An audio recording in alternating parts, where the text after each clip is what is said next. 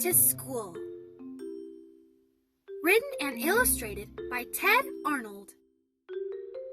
Hugly was about to climb up and play in the people child's bedroom when Booter and Grubble found him. "Hi, Hugly," said Booter. "Come play hide and seek with us." "Okay," said Hugly. "Hey, Grubble, it's our turn to hide." "Yeah," said Grubble. "And guess what, Booter? You never win hide and seek." "Until now," said Booter. "Ready?" She turned and covered her eyes. 1, 2, 3. Hugly and Grubble scrambled away, zigzagging through a maze of caverns. Suddenly, Hugly stopped at a dark hole. "This looks good. It's big enough for me too," said Grubble.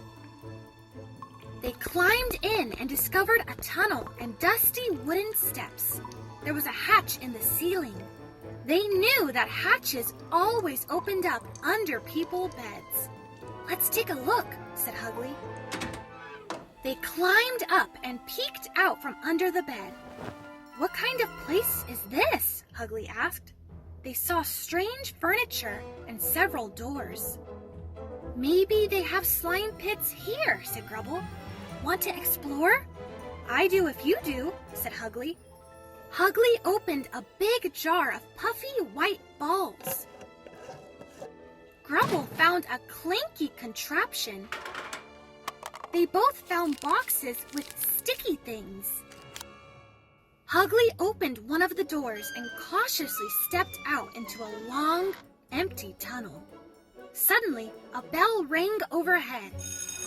Doors banged open somewhere, and they heard lots of people coming. "We set off an alarm! We're going to get caught!" thought Hugly.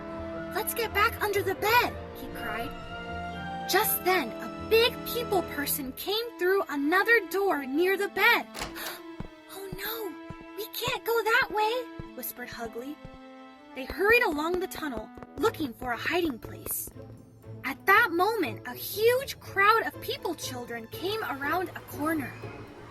Hugly and Grubble ducked into a dim opening in the side of the tunnel. "Phew, that was close," Grubble whispered. "Hey, look at all this stuff," said Hugly. Hanging around them were the things that people children wear.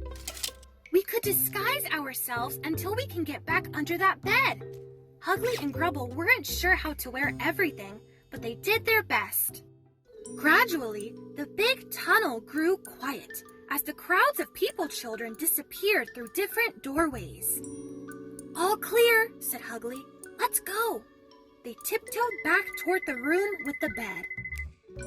But before they reached the door, a loud voice boomed from behind them. "There you are!" Hugly and Grubble froze in their tracks. "Yikes," thought Hugly. "Now we're caught for sure." "I'm Principal Parley," a big people person said. "I was expecting 2 new students tomorrow, but here you are today. Wasn't your mother bringing you?" Hugly and Grubble were scared speechless. "Oh, never mind. Let's go meet your teacher." Principal Parley led Hugly and Grubble to a noisy room. "Have a nice day and do your best," she said, and left them with a teacher person named Mrs. Coburn. "Look, boys and girls," said Mrs. Coburn. "Our 2 new students are here, just in time for math. Today, we'll practice counting to 10. Everyone counted on their fingers. Hugly and Grubble never made it to 10. "Okay, class," Mrs. Coburn announced. "Gather around for story time." The story was exciting, but Hugly and Grubble were the only ones who cheered when the cave monster flattened a village. Next, it was time for art. Mrs. Coburn passed out paper and asked everyone to draw pictures of their mothers. All day long, Hugly and Grubble had so much fun, they completely lost track of time.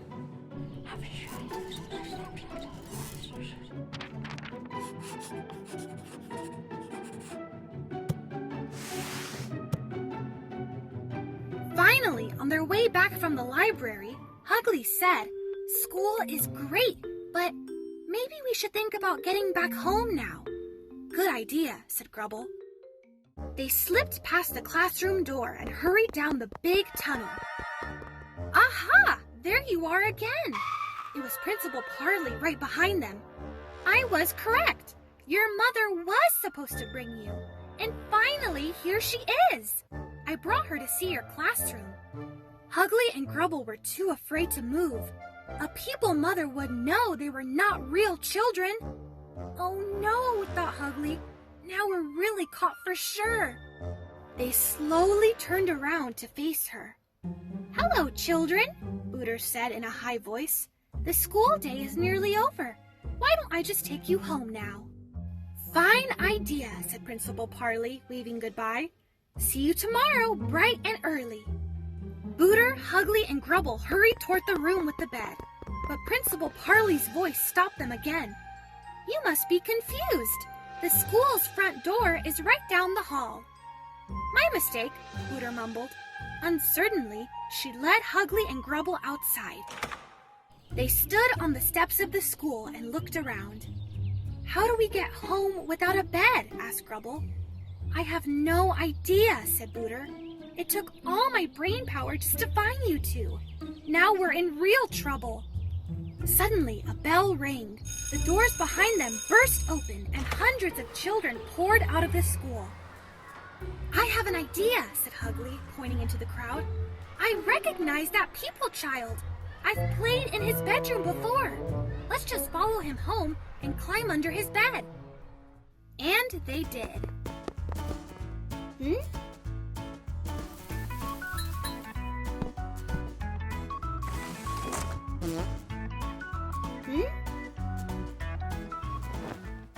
Safely back in their own world again, Booter said, Guess what?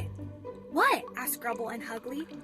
I want hide and seek, she announced as she ran down the tunnel, laughing all the way. The end.